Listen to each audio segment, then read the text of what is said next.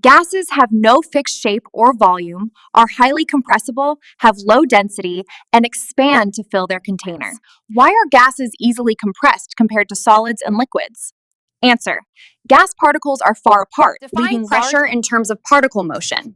Pressure is the force per unit area caused by gas particle collisions with container walls. Common units of pressure used in chemistry: atmospheres, millimeters of mercury, torr, kilopascals. Standard atmospheric pressure in different units.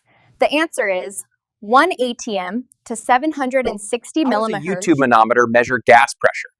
It measures pressure by comparing the height difference of a liquid column between the gas and the atmosphere. How does a barometer measure atmospheric pressure?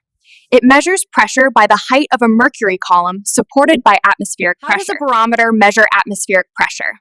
It measures pressure by the height of a mercury column supported by atmospheric pressure. Why must temperature be converted to Kelvin in gas law problems? Kelvin represents absolute temperature, directly proportional to particle kinetic energy. What is the formula to convert Celsius to Kelvin?